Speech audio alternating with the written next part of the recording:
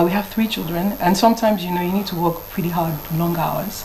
I'm a finance person. It's really tough. It's an environment. When I started, I was the only girl. For many years, you just see a lot of black coats everywhere. Now, we've been able to encourage a lot more women. We have a higher, at least in my team, I have about 50% now women within the finance team. And you're still looking to encourage more? Yes, and everywhere else. And I think she really mentioned something important. We need to be financially literate anywhere we are. But having a wonderful, supportive husband is very critical. And I think during the interviews, I did tell them a bit of an antidote. My dad always says that the day you choose your partner is the day you choose your future. Because if you pick the wrong person, then you really get into trouble. So you need to be sure that you're aligned in your vision, your values, your goals. If not, it becomes a bit of a off the rail situation, because you're trying to get somewhere, the person is trying to go somewhere else, and then you have a lot of diversion, and that's why these days you see a lot of relationships just break down. And when you ask some questions, you realize that they probably didn't think through it very well, or they probably did it for the wrong reasons sometimes, or because everyone's just getting married, let me just get married, and it's a bit of a worry. And sometimes either of the spouses, and I have that, even in my office, sometimes advising both the ladies and the gentlemen, who are not necessarily my staff, but the partners of our staff, because they're wondering, why all these long hours, what's going on, what's the issue? We also have some senior lady in my office who's really great. She actually counsels a lot of husbands, I'll tell you. Because sometimes she has to manage, people get into a bit of a problem. So, it's about learning how to proactively manage the situation and work with them, and try and still provide the creature comforts that the man requires, as well as even for us too, because we also want to be taken care of. It looks like Mrs. Suko was going to say something. No, I was going to say that, as a marketing practitioner, you travel quite a bit. And really, if you did not have an understanding person to take care of the home front, it's dead. And, really, what's the whole point of having an award, a professional, and then you go home and the home front is not, so the home front has to be stable for you to succeed, and I suppose that's why we're succeeding today. Okay, another one for you. Okay. Okwe is from Olumide. He says, would have loved to see girl-child category in this Access Bank initiative. Okay. I would answer that, Olumide. The girl child is taken care of. I think I was having a chat with Equal while we were waiting. What we've done, the young professional is for people, typically we expect that you're out of the university. So like from 21 or 18, you can say upward. But for the girl child, we also have something for the girl child. I cannot put the girl child in the same category I put these women around the table this morning. But we have a whole lot we do for children from 0 to like 18-year-old.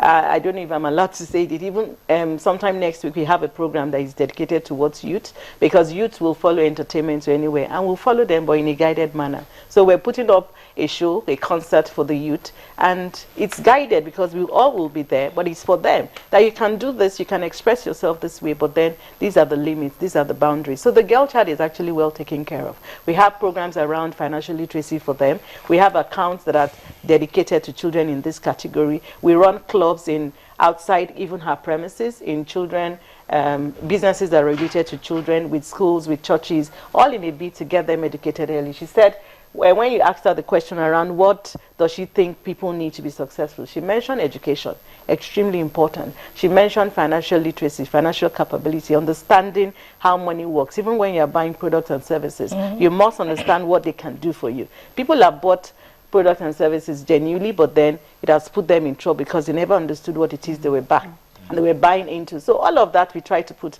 into the girl child from when they are young, but I won't put the girl child in this type of category. We also support a lot of initiatives that help children. We have the essay competition we do with the Nigerian Stock Exchange. We've been supporting that for quite a number of years. Those are also platforms and alliances that we leverage to ensure that we're getting and reshaping the future of Nigeria. Okay, and now Access Bank is giving these awards to these beautiful women. What's in it for Access Bank? What's in it for us? We want to contribute to the social and economic development of Nigeria. I mean, there's statistics out there that people probably need to get themselves familiar with. Women constitute, in terms of global population, 50%. For Nigerian population, almost 50% as well, if I do a roundup, because it's 49 point something. And women, look at, everybody tells a story. If you call a guy, I'm sure if I asked If I ask him now, he would tell me that, oh, my mom played a very huge role while I was growing up. Everybody has that story to tell. So should we bury the potential of these women across the world and even in Nigeria? We thought we should step out and hold women and pull each other up. So that's what is in it for us, really. We believe that for every woman that is taken care of, families are secured. We can then have more, we can raise better children. Men get also comfortable. I know men like women who can contribute.